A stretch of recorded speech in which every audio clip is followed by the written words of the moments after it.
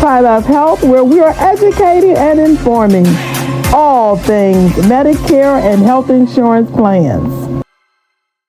Trilovehealth is where you're going to get all your information and education, all things Medicare and health and care plans.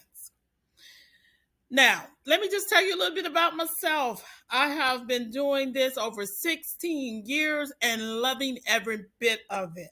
However, over the last few years, I have seen major changes, and therefore, we are going to talk today about why, if you are thinking about becoming a Medicare or health insurance agent, why you should not become a agent. I'm going to give you 10 reasons. And if you can fit any of these reasons, chances are you are not in the right field. So at this time, we're going to start from the beginning with these 10 reasons. I must first talk about the very first one. I think this is why it's so important, because if you've gotten in it, you may have heard that there's good money in it and all of that good stuff. So that's my number one reason why I think that you should not become a Medicare agent. Because if you're chasing the bag or chasing the money and not serving the people, this is not for you. We are dealing with a population of disabled or elderly. The last thing you want to do is advance at someone else's expense, because it's all about the money. And what I mean by serving meaning that you're putting the needs of these people in front of you and your money. In other words, you are going after, whether it's a sale or not, but you're going after making sure that you are serving the client to the best of your ability, whether it is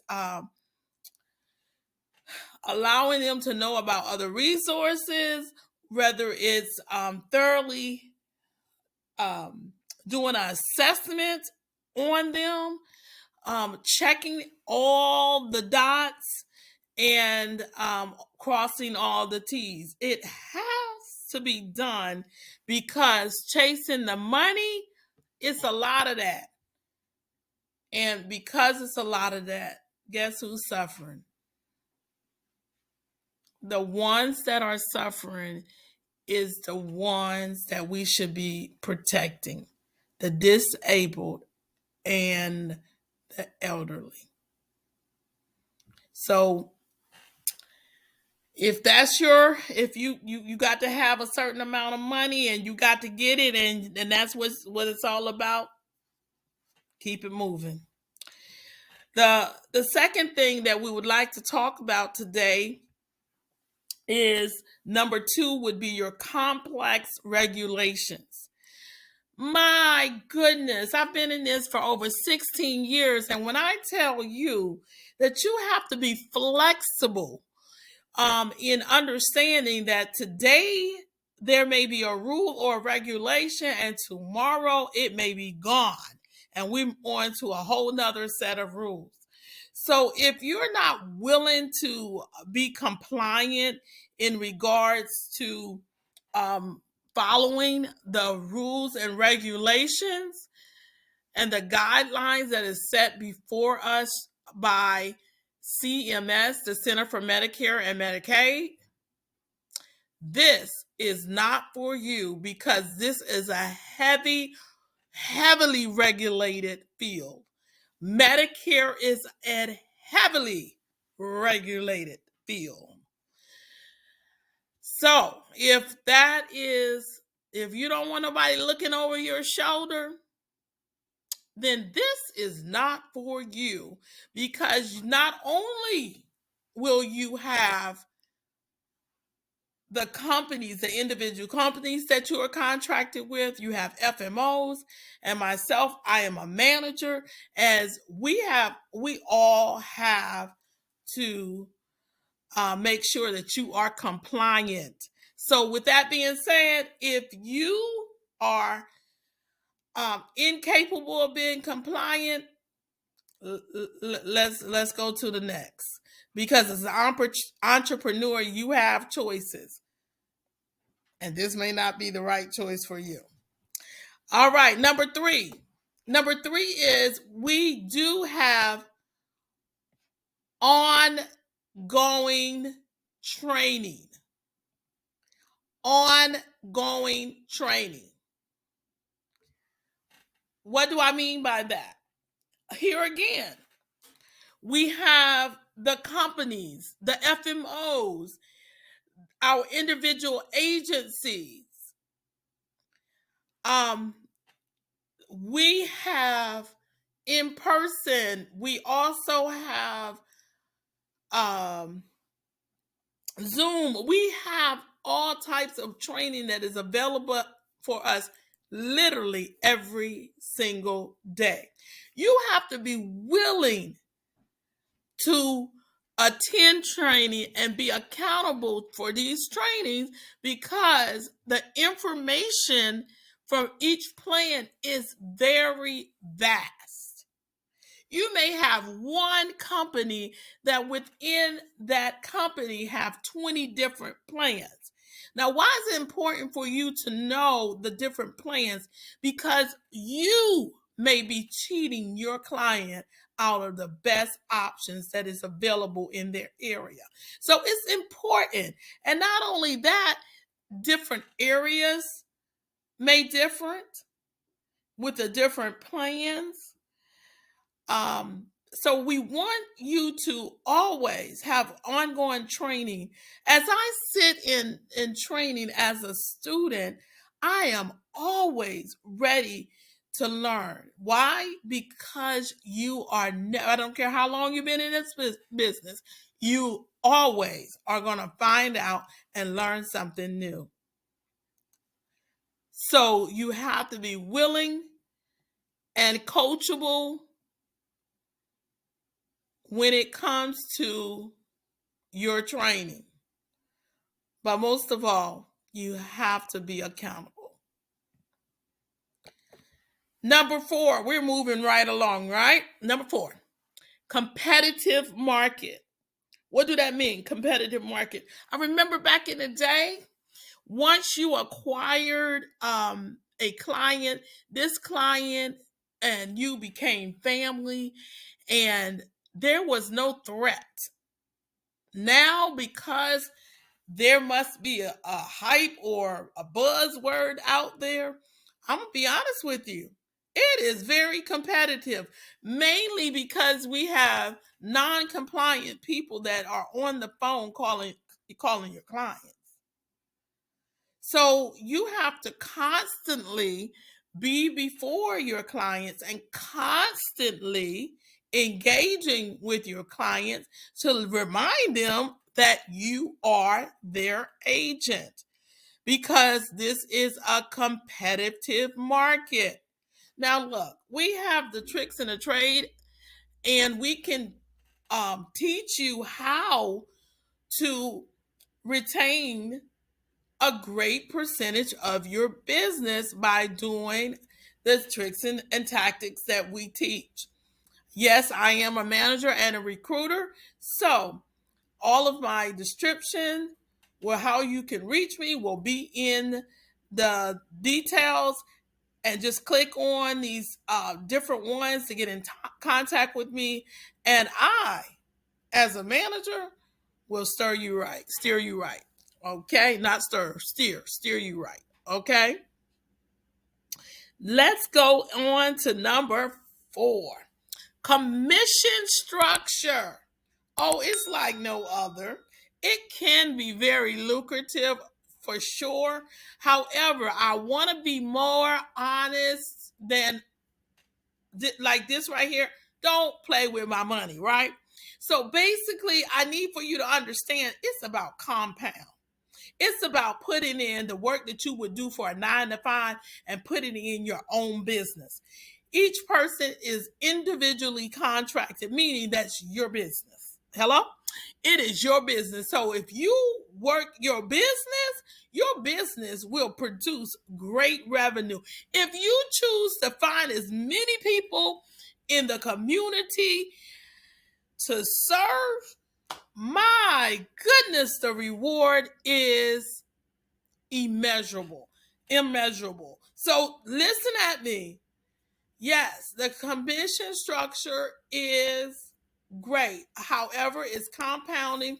And if you don't have the time, yes, or the resources to see that with patience in 2 to 3 years, this is not for you.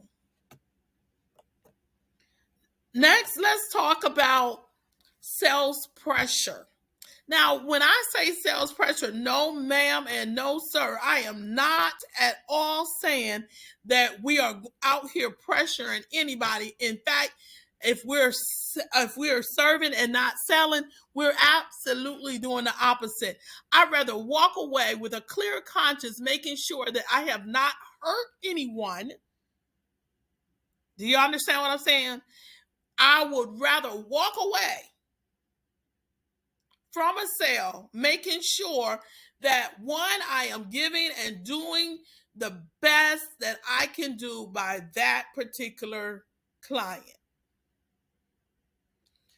Sales pressure, however, does mean that we need to know. Everybody needs to know what you are doing. The reason being, if we know your activity, if we see a war report, and that's what we use, if we see a war report on your activity daily and you turn it in weekly and there is no activity, chances are there will be no sales. So we have to make sure that we have activity and accountability for those activities, because otherwise you're going to complain. And when you complain, my goodness, you're going to say, this don't work.